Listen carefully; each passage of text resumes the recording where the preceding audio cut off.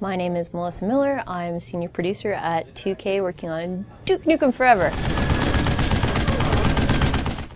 I think that Duke has a lot going for it that a lot of the current games, like, yeah, there's definitely been an evolution in the first-person shooter genre since Duke 3D came out.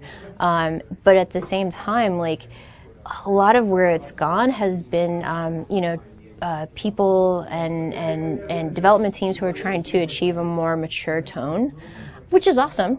I worked on the Bioshock 1 and 2. Like, I get that, and I think that that's awesome that there are people out there trying to raise the quality level like that of the just games in general.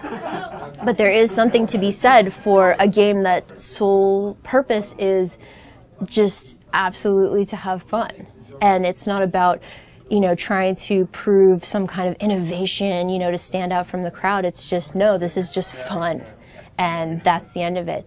And as well as having a character who is so unapologetic and balls out about an un-PC, like, there's just something really, really compelling and attractive about that type of personality, in addition to one that kicks ass, as much as Duke does, so that, it's just this combination of even though Duke is this character, who in video games years is very old, he feels fresh and new because there's just nothing like that out right now. In addition to the gameplay, which has so much variations. When was the last time you played a first-person shooter that had puzzles? And Duke doesn't just have puzzles. Duke has all, like, driving and machine guns and everything, and there's just so much about it in addition to the humor and the larger-than-life personality of Duke. Vegas is the perfect environment for that because, this is where big-name people, like, come and just, live this life of luxury, him basically leveraging his popularity for having saved the Earth into becoming a successful businessman with multiple franchises. Like, that's pretty funny in and of itself. And here's Duke, this he kicks ass, and sent the aliens running and saved the Earth. But yes, he's got Duke Burger, and yes, he's got the Lady Killer Casino, and like that type of stuff is cool. And I think, like, Vegas is kind of the perfect environment for that. As well as, like, basically having a casino where there's a museum dedicated to himself, and has got all the gold statues, naked women and everything. Oh, that could only happen in Vegas.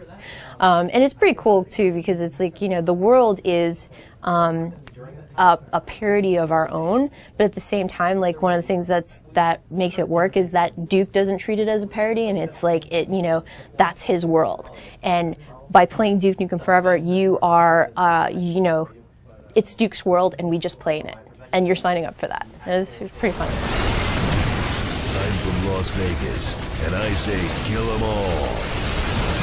There were a lot of opportunities. There's definitely opportunities for Duke to be driving himself at larger, but, like, the fact that when he shrunk down, that they put him in some kind of, like, toy RC car is just really cool.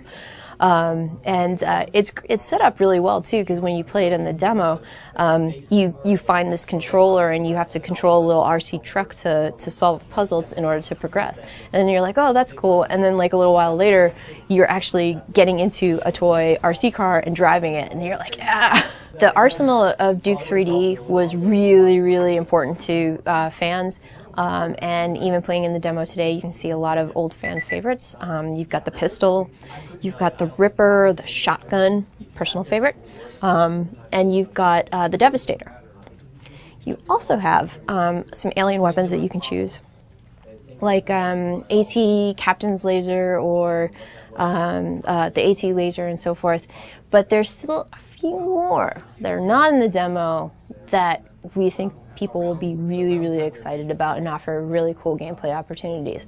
Pipe bombs as well, trip mines. Pipe bombs are awesome. We're really excited about people having a chance to play around with those weapons, and the way that the game is balanced, like you're obviously going to have weapons that you need when you need them, but because you can only carry 2 at a time, it gives you the chance to experience everything versus just like, oh no, I'm going to take the shotgun and I'm going to carry it through to the rest of for the entire game. You can do that. It is possible. I think still my favorite thing about the game is the peeing. I thought it was so funny. I just peed at every toilet I found when I first started playing. Get this big guy back into action.